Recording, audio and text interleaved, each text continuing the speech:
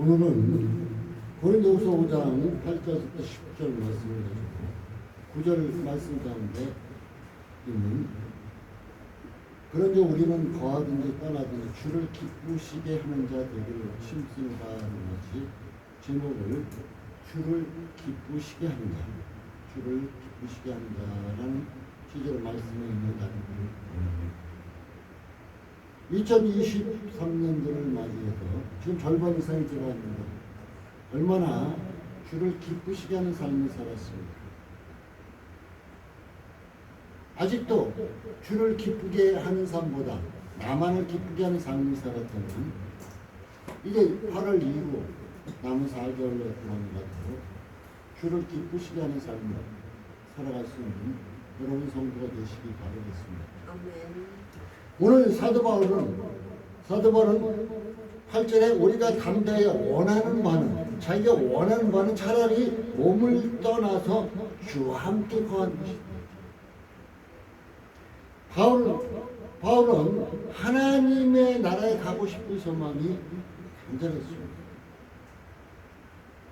저도 세상 살아가면서 보면 어려운 일도 많아요. 기쁜 일도 많지만 야, 이렇게 어느 때 힘들 때 이렇게 힘들게 사느니 차라리 하나님 품에 온전하게 안겼으면 하늘나라에 갔으면 좋겠다 하는 생각이 들 때도 있습니다.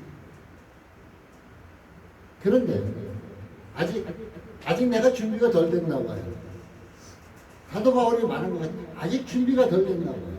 그래서 안 데려가시나 보죠.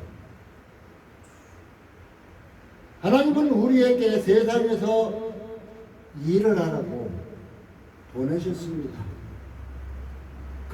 우리에게 달란트를 주셨어요. 그래서 그 직분을 다 하시면 우리 주님이 오실 것입니다. 그리고 오늘 10절에 가서는 사도 바울이 얘기합니다. 이는 우리가 다 반드시 그리스도의 심판대 앞에 드러나 각각 선악간에 그 몸을 행한 것을 따라 받으려 함이라 얘기해 주고 있습니다. 이 말씀은 바울을 긴장시킬 뿐 아니라 나 또한 긴장시키는 문제이기도 합니다. 하나님 앞에, 하나님의 심판대 앞에 서야 된대요.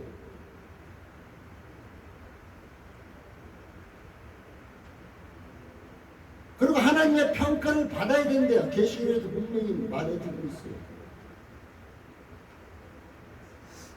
하나님 앞에서 여러분 평가받으면 어떤 모습으로 평가받을 수 있습니까? 여러분이 자신이 여러분에게 점수를 준다면 성도로서 하나님의 자녀로서 지금 몇 점을 주고 싶습니까? 본인 자신은 50점 밑으로 갔다 그러면은 분발하세요. 그래도 50점 이상은 조금 그래도 낫겠죠. 우리나라의 국가시험도 60점, 70점 합격이죠. 그 점수는 넘어야 되겠죠. 바울은 오늘 심판대 문제 때문에 결심을 합니다. 그 결심이 뭐냐? 내가 하나님 그리스도의 심판대 앞에 서면은 나의 행한 모든 것을 밝혀질 텐데 바울은 결심합니다. 그것이 뭐냐? 9절 오늘 본문의 말씀이에요. 그런즉 우리는 거하든지 떠나도 주를 기쁘시게 하는 자 되는 것입니다. 야, 내가 하나님의 심판대 이것이 있다. 그러니까 거기에 설 텐데 나는 그러면 어떻게 하면 하나님을 기쁘게 할 건가? 어떻게 하면 주를 기쁘게 할 것인가? 그는 생각했습니다. 그래서 첫 번째로 우리의 목표는 주님을 기쁘시게 하는 것 해야 된다는 것입니다. 두 번째로는 하나님을 기쁘시게 할 때는 어떤 때나 또 세 번째로는 하나님이 기뻐하시는 사람이 되어야 된다. 네 번째는 하나님이 기뻐하시는 일을 해야 된다. 오늘 말씀 주제가 나가고 있습니다. 우리의 목표는 주님을 기쁘시게 하는 것이 되어야 돼요. 사람들은 자기를 기쁘게 하는 것이 최고라고 생각합니다. 그리고 이곳에 사랑하는 사람들을 기쁘게 합니다. 그래서 에베소 1장 10절은 이렇게 말합니다. 주께 기쁘시게 할 것이 무엇인가? 시험하여. 에베소 5장 10절은 이렇게 말합니다. 주께 기쁘시게 할 것이 무엇인가 시험하여. 인생의 삶에서 명성은 아무것도 아니에요. 제가 제일 안타까운 것이 우리나라 역대 대통령들 많은 사람들에게 좋은 평가를 받은 사람들이 없습니다. 마지막에 안 좋은 죽음을 당하든가 그렇지 않으면 감옥에 가든가 참으로 안타까운 일만 많이 있습니다. 이런 명성은 아무것도 아니에요. 옷? 여러분 명품 옷? 멋있죠? 순간 입었을 때는 금은 폐물, 권력, 하나님 앞에 심판대 앞에 설 때는 아무것도 아니에요. 우리는 나그네 길이라고 제가 얘기했습니다. 나는 지금 출애굽해서 광야길, 가나안 땅으로 들어가는 나그네 길이에요. 한번 여러분 그냥 무전 여행을 간다고 생각해 보세요. 차 없이 무전 여행을 걸어서. 그러면 어때요? 여러분이 많은 짐을 짊어지고 갈까요? 안 해요. 짐이 무거우니까 그때 순간순간 다 공급받으며 살기를 원합니다. 바로 인생의 명성, 옷, 가진 거, 재물, 폐물, 권력 이런 거 아무것도 아니라는 것입니다. 이런 것은 인생의 평가를 받을 때 초라해질 수밖에 없고 빛날 수도 없다는 것입니다. 곧 이 말은 나를 위해서 각자 본인을 위해서 산 인생은 하나님 심판대 앞에서는 아무것도 아니다. 나를 위해서 산 거는 아무것도 아니라는 것입니다. 하나님 심판대 앞에 서서 하나님께 칭찬받을 수 있는 것은 오직 하나님을 기쁘시게 하는 것이다. 하나님을 기쁘시게 하는 것이다. 그래서 로마서 12장 이제는 너희는 이 세대를 지금 세대를 본받지 말고 오직 마음을 새롭게 함으로 변화를 받아 하나님의 선하시고 기뻐하시고 온전한 뜻이 무엇인지 분별하도록 하라. 이거 분별하면 어떻게 해요? 아 이게 좋은 거네 하고 그 길로 나가는 거죠.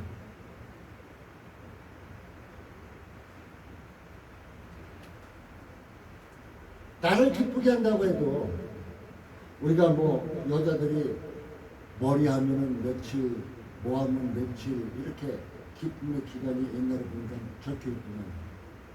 잠깐이에요. 영원의 삶을 살아야 하는 우리는 하나님을 온전하게 기쁘게 해야 한다는 것입니다. 그리고 시편 기자가 말하기를 여호와를 기쁘게 하라. 영원을 기뻐. 그러면 너의 마음의 소원까지 이루겠다. 뭐예요? 쉽게 말해서 하나님을 기쁘게 하는 삶을 살면은 내 마음의 소원까지 나의 기쁨도 자동적으로 얻어지고 내가 필요한 모든 것도 하나님으로부터 자동적으로 공급된다는 거예요. 그냥 나를 위해서 그냥 달려가다가 넘어지고 쓰러지고 힘들고 이렇게 하지 말라는 것입니다. 두 번째로 하나님을 기쁘게 할 때는 언제라고요? 내가 누군가를 기쁘게 할 때 그냥 거저 기쁘게 할 수가 있나요?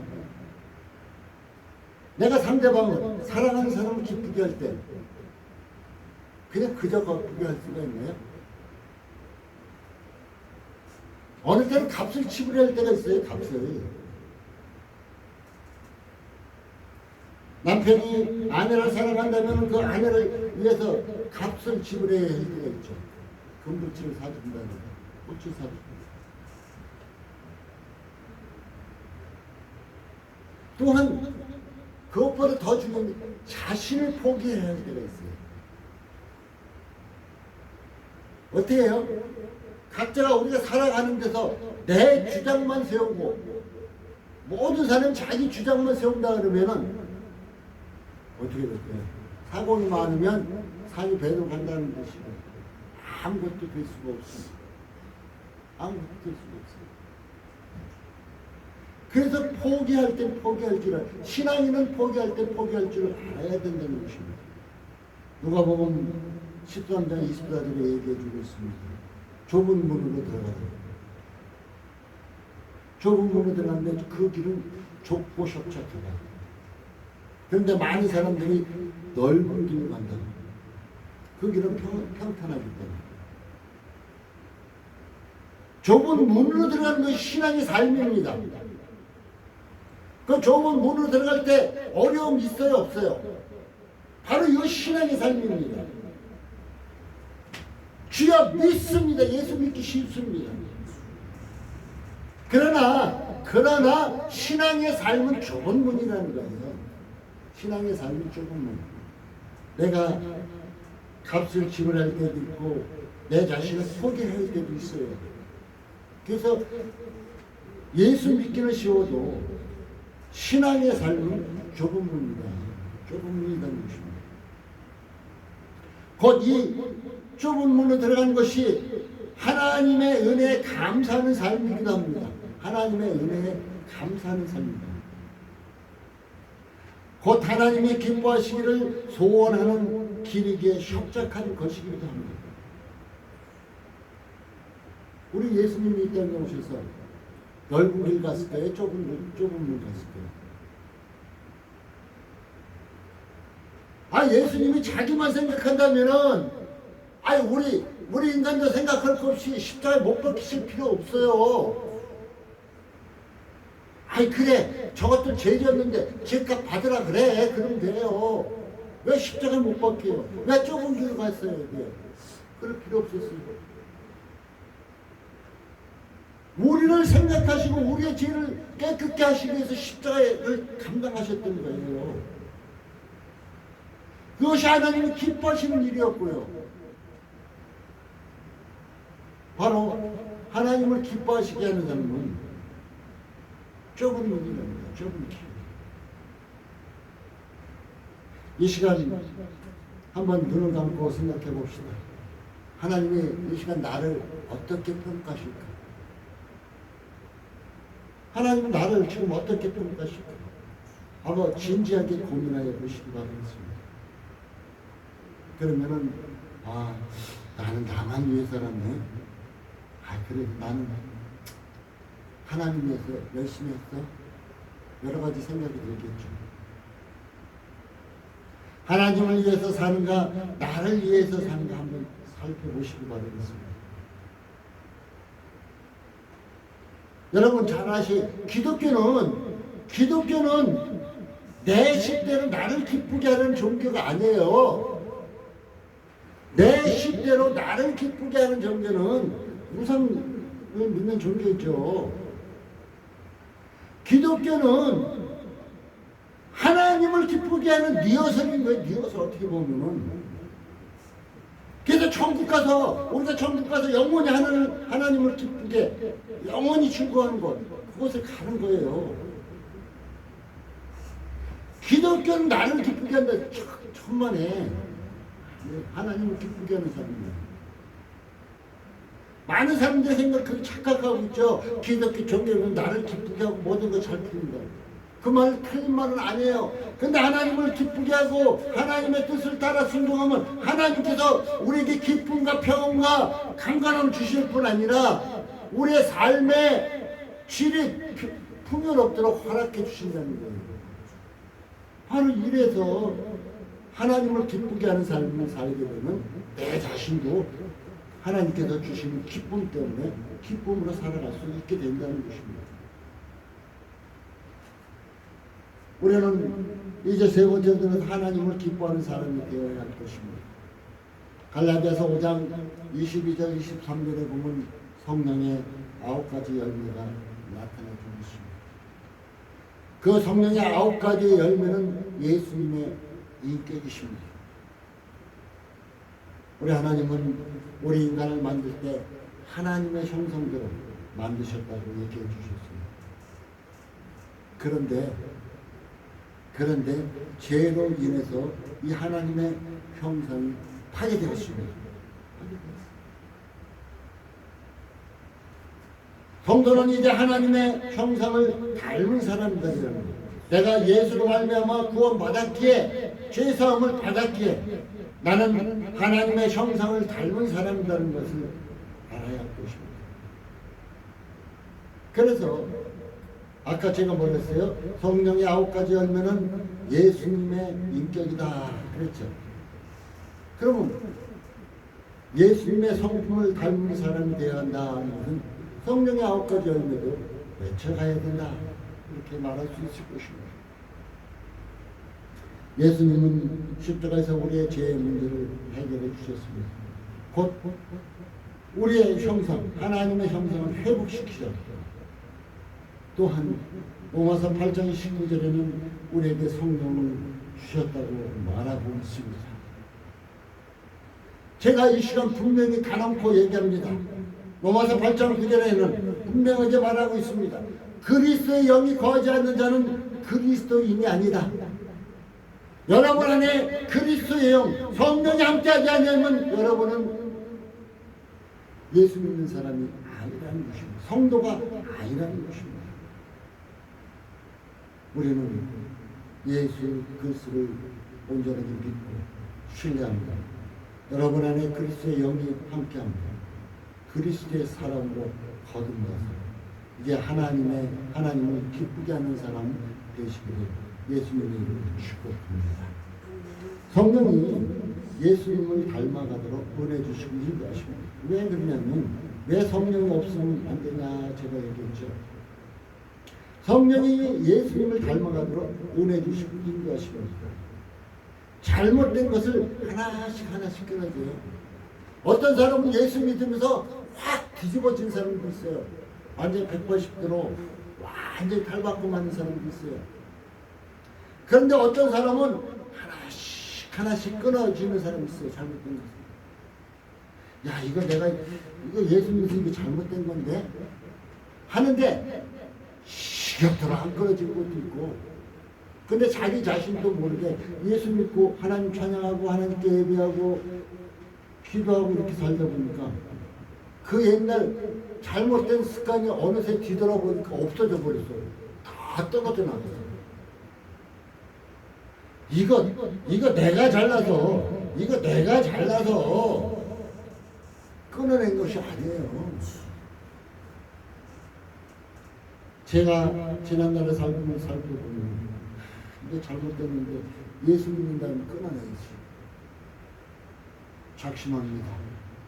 3일이 지나면 또다시 그 모습 들어왔어요. 또 작심하고 또 들어왔어요. 그런데 어느 순간에 뒤를 돌아보니까 그것이 없어졌어. 그게 왜 어떻게 없어졌을까? 그러니까 성령을 의지하고 하나님의 말씀을 의지하고 순종하며 살아가다 보니까 성령의 능력으로 또한 말씀의 능력으로 말미암아 그것이 다 하나씩 끊어져 나가고 볼 수 있다는 것입니다. 성령님이 예수님을 닮아가도록 보내주시고 인도하십니다. 잘못된 것을 하나씩 끊어내신다는 것을 꼭 기억하시고 이제는 하나님을 기쁘게 하는 삶, 항상 기뻐하라고 말씀하신 그 삶을 살아갈 수 있길 바라겠습니다. 그러다 보면 성령의 열매를 맺히게 되어 있습니다. 우리가 과일 가게 가서 과일을 보면은 어떤 과일은 크고 튼실하고 어떤 과일은 자그맣고 보잘것없을 때도 있습니다. 그러나 조그마한 것부터 맺기 시작하면 점점 큰 과일, 맛있는 과일을 맺을 수 있다는 것입니다. 하나님께 인정받고 칭찬받는 자 되시기 바라겠습니다. 사람에게도 인정받아야 되겠지만 첫째는 하나님께 인정받는 것이 중요합니다. 하나님께 인정받는 자 되시기 바라겠습니다. 사도행전 2장 47절, 6장 3절, 11장 26절에 보면은 예수 믿는 사람들이 하나님께도 인정받고 사람에게도 인정받았어요. 저 사람들은 진정 그리스도인이다, 그리스도의 사람이다, 이렇게 인정을 받은 것을 볼 수가 있다는 것입니다. 우리 사랑하는 성도들, 그냥 우리 기독교 예수 믿는다고 많은 사람들이 욕먹고 살기도 하고, 그러나 여러분만큼은 이제 예수 닮아가고 그리스도인이라 이렇게 인정받는 여러분의 삶이 되시기 바라겠습니다. 네 번째로는 하나님이 기뻐하시는 일을 해야 됩니다. 에베소 4장 24절에 하나님을 따라 의와 진리에 거룩하고 지으심을 받은 새 사람을 입으라. 이제 우리는 새 사람을 입어야 되겠죠. 그래서 1장 10절은 주께 합당히 행하여 범사에 기쁘시게 하고 모든 선한 일에 열매를 맺게 하시며 하나님의 아는 것을 잘하게 하시고 얘기해주고 있어요. 자, 합당히 하나님을 기쁘시게 해야 한다는 것입니다. 곧 이런 사람은 어떤 하나님께 나아가기를 갈증을 느껴요. 오늘 내가 바쁘다고 교회 못 나갔는데, 내가 오늘 바쁘다고 기도 못 했는데, 오늘 내가 바쁘다고 찬송도 못 했네. 갈증을 느껴요. 갈증. 그래서 하나님께 나오기를 원한다는 것입니다. 거지난 자는 예배와 찬송, 하나님을 즐거워하는 것, 주신 은혜로 감사로 늘 찬송하는 삶을 살아가기도 합니다. 또한 하나님을 알게 됐다고 아는 것을 잘하게 하시고, 알아야 온전히 믿죠. 알아야 온전히 사랑하죠. 남녀 간에도 서로 만나서, 요즘은 뭐 하루 만나서 사랑해 소리 하는 남녀도 있다고 하지만, 서로 알면서 진정 저 사람 나를 아끼는구나, 사랑이 마음 생기면서 사랑해. 우리 하나님을 알아가는데 하나님의 사랑을 점점 받아 누리게 되면 하나님을 아는 것 더 많은 것을 알게 된다는 것입니다. 하나님을 많이 알게 되면 내가 주를 기쁘게 하는 일을 하게 되겠죠. 우리 사랑하는 성도들은 하나님을 많이 알고 주를 기쁘게 하는 삶을 살아나갈 수 있는 여러분의 삶이 되시기를 예수님을 축복합니다. 시편 100편 2절은 이렇게 말하고 있습니다. 여호와를 기쁨으로 여호와를 섬기며 노래하며 그 앞에 나아갈지어다. 이런 사람은 예배를 등한히 하지 않습니다. 예배를 등한히 해서는 안 될 것입니다. 우리는 섬기는 삶을 살아야 합니다. 예수님의 본을 보여주셨습니다. 예수님께서 본을 보여주셨어요. 섬기는 삶을 살아야 합니다. 병자, 가난한 자, 아이들, 이웃을 돌아보는 삶을 살았듯이 우리도 섬기는 삶을 삽시다. 결론을 맺겠습니다. 예수님을 기쁘시게 하기 위해서는 섬겨야 한다는 것입니다. 전도도, 선교도, 봉사도. 갈라디아서 1장 10절에는 내가 하나님을 기쁘게 할까, 사람을 기쁘게 할까 말하고 있습니다.